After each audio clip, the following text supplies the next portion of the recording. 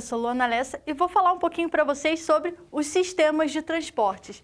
Os sistemas de transportes, eles são bastante variados, fazem parte do nosso dia a dia. Com certeza vocês já pegam algum tipo de sistema de transporte, seja para ir trabalhar, seja para ir estudar, seja para visitar algum amigo ou qualquer outra coisa. Vocês com certeza já devem conhecer algum desses sistemas de transportes ou ter mesmo utilizado vários desses. Eu vou explicar para vocês qual é a importância geográfica dos sistemas de transportes. Vocês possivelmente já ouviram falar também da palavra modal. Sistemas de transporte podem ser chamados também de modal ou modais, né, no plural. Então, cada modal desse tem uma característica, tem uma funcionalidade e tem assim também as suas coisas que são um pouco prejudiciais. Às vezes um impacto ambiental maior ou um custo maior. E nós vamos entender os benefícios e os prejuízos de cada tipo de transporte e entender por que eles são importantes para nosso entendimento. Bom, eu vou um a um com vocês. O primeiro deles é o rodoviário. É o mais comum, é o que vocês com certeza mais utilizam. Ele vai consistir em, na verdade, criar estradas, criar ruas, criar acessos. A sua implantação, ou seja, a forma com que você faz ele é muito mais fácil, é rápida, porque você só precisa do espaço limpo para você asfaltar e criar sinalização. E aí, gente, isso aqui é importante, porque se a implantação é rápida, é fácil de eu fazer, o problema está em manter. A manutenção dessas estradas requer um alto custo, porque se você tem uma estrada, com certeza alguém de vocês já viu uma estrada esburacada, com uma sinalização ruim, com, de repente, uma placa quebrada ou faltando sinalização, faltando placas. Isso tudo faz parte da manutenção e ela tem um alto custo, porque o tempo todo você precisa retocar o asfalto que vai se desgastando conforme você vai utilizando com os carros, com os caminhões. E para a gente é muito importante ligar os espaços. As rodovias, as estradas, elas vão ligando os espaços para que a gente consiga escoar a produção. No Brasil, a maior parte do nosso modal é o rodoviário. Você liga cada estrada do Brasil por uma BR, ou seja, por uma estrada que é rodovia. Nossa maior circulação de produtos dentro do nosso país é feita por caminhões. E isso tem também um impacto ambiental muito grande, porque o combustível que se usa nos caminhões é o quê? É o diesel. E esse diesel, a queima dele vai fazer com que o meio ambiente receba mais CO2. Se a gente for pensar nos benefícios e eu preciso integrar cada espaço, ela é mais rápida, mas o custo de manter é muito alto. Além do mais, eu vou ter um impacto ambiental. E o que é isso? Tonelagem. Significa que eu tenho uma quantidade de toneladas para transportar por essa rodovia limitado. É o limite do tamanho do caminhão. Eu não consigo transportar muita coisa além do limite do tamanho do caminhão. Se eu precisar de mais coisas para serem transportadas, elas vão precisar de mais caminhões para serem transportados. Então, o impacto ambiental é maior. E aí eu vou transferir para cá, para comparar exatamente essas duas, que é o ferroviário. O ferroviário, ele tem um baixo custo de manutenção. Olha só a diferença do ferroviário para o rodoviário. Rodoviário, alto custo de manutenção. No entanto, é como se fosse o contrário, porque a implantação dele já é demorada. Eu preciso escolher o local por onde vai passar o trilho do trem, até eu construir todo o trilho do trem, a sinalização, os pontos, tudo isso demora muito tempo. O custo de implantação é alto, comparado também com o rodoviário, mas a tonelagem é maior. Então, por exemplo, se eu tiver que transportar minério de ferro ou qualquer tipo de toneladas assim muito grande, às vezes vale a pena eu usar o ferroviário, porque o ferroviário eu consigo ter em cada vagão uma quantidade de tonelada para ser transportada. E isso faz com que em um trem eu consiga transportar muito mais do que se fosse transportar com um caminhão, por exemplo. Então a gente percebe as diferenças? Ao mesmo tempo que eu tenho baixo custo com relação à implantação, com relação à rapidez, aqui ela já é mais demorada, mas só que para fazer a manutenção dessa ferrovia é muito mais fácil e demora mais tempo para fazer a manutenção, por isso que é mais facilitado.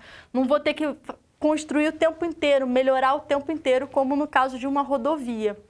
E aí eu tenho a dutoviária, longas distâncias, baixo custo de manutenção, né, de criação, eu tenho alta tonelagem, alto custo de implantação, trajetória fixa e a questão de melhorar a questão de acidentes. Mas você deve estar pensando, o que é um dutoviário? Na verdade, eu crio dutos que vão utilizar o transporte seja pela pressão ou seja pela queda, tá? Então, esses dutos geralmente transportam coisas como coisas mais finas. Eles são mais facilitados para transportar esse tipo de matéria. Só que para fazer isso acaba sendo meio dificultoso, meio demorado. Ele requer mais tecnologia para ser criado e isso acaba que não é tão utilizado em muitos locais. Já o hidroviário ele tem uma alta tonelagem. Eu posso utilizar o hidroviário para pensar, por exemplo, seja um transporte em rios ou seja um transporte marítimo, né? Porque ele vai utilizar, na verdade, como meio os barcos, os navios. E ele tem alta tonelagem. Hoje em dia, a gente pode dizer para vocês que a maior parte da circulação mundial circulação de produtos, ela é feita pelo transporte hidroviário, através de porta-containers, né? Ou seja, aqueles containers, aqueles quadrados de ferro muito grandes que vão acumular vários produtos dentro e levar tudo de uma vez só para outros lugares do mundo. Então, ela requer ela vai conseguir transportar alta tonelagem por longas distâncias. Eu consigo mandar, por exemplo, um navio da China para o Brasil, do Brasil para a África. Você tem diversos tipos de interligações portuárias, tá? De longas distâncias. Baixo custo de carregamento, longo tempo de trânsito, porque ele demora até chegar aos locais, e um alto custo de seguro. Por que é um alto custo de seguro? Porque se esse navio for preso por um assalto, por um grupo pirata, que ainda existe no mundo isso acaba criando com que o seguro da bagagem seja mais caro. Então, isso acaba também dificultando em determinados locais do mundo, onde você tem ataques a navios para roubos de carga, isso requer um seguro da bagagem mais caro, da tonelada que está levando mais caro. Então, a gente já viu alguns tipos e quais são as suas integrações. Falta a gente ver o aéreo. O aéreo, ele está representando, na verdade, os aviões. Então, qual é a característica desse tipo de transporte? É a confiabilidade. Como assim? Você sabe que você vai receber o seu produto, você sabe que enviando ele por avião, ele vai chegar no destino num tempo bastante controlado, não tem tantas interferências, por exemplo, de condições de engarrafamentos ou de qualquer tipo de acidente. Ele tem maior confiabilidade. E aí, ele também tem maior velocidade de entrega de um produto, só que ele tem uma baixa tonelagem. O que é isso, né? Ele não consegue transportar muita coisa, ele tem um local bem limitado de quanto ele consegue carregar. Então, isso acaba fazendo com que esse tipo de transporte seja mais caro se eu quiser transportar bastante coisa. Alto custo de implantação, já que eu preciso ter o aeroporto, a sinalização, preciso de todo esse aparato técnico, preciso dos aviões, então acaba saindo muito caro. E a manutenção também é muito cara. Então a gente viu necessariamente os principais tipos de transporte. O que eu quero mostrar para vocês com relação ao Brasil é que o Brasil ele tem é um país muito extenso e a nossa maior parte de integração é feita pelo rodoviário. Valeria mais a pena se nós investíssemos no ferroviário. A gente não investiu no ferroviário porque desde o nosso processo de integração regional foi feito a partir do período, de JK, Juscelino Kubitschek, que investiu no rodoviarismo buscando atrair capital de automobilísticas internacionais para o nosso Brasil. Então isso ainda é um problema que se encontra no nosso país. Para que a gente precisa entender tudo isso? Porque tudo isso está ligado com a globalização. A melhoria dos meios de transporte e a rapidez dos meios de transporte, você está aqui no Brasil e conseguir comprar um produto de fora do Brasil e ele chegar em tempo hábil, menos de um mês, de repente, de onde você comprou, isso mostra, na verdade, que os meios de transporte estão cada vez mais sendo evoluídos, buscando necessariamente um mercado consumidor maior. E aí, não apenas o mercado consumidor, mas também o turismo. Você está visitando outros lugares, utilizando os meios de transporte para isso.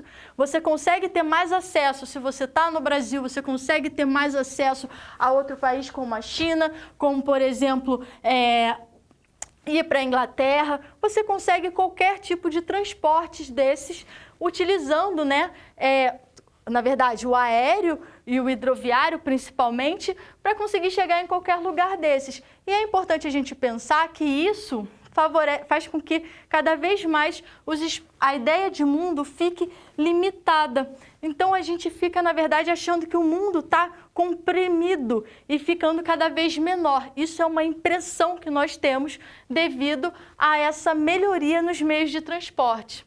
Então, gente, para a gente resumir um pouquinho tudo que vimos, nós falamos sobre os principais sistemas de transporte, eu te expliquei caso a caso, te expliquei mais ou menos o panorama com o Brasil e a relação com a globalização, com a aceleração desses fluxos pelos meios de transporte e essa imaginação de compressão de espaço-tempo. Vocês fiquem à vontade para tirar uma foto do quadro. Foi um prazer dar essa aula para vocês e nos vemos numa próxima. Até logo!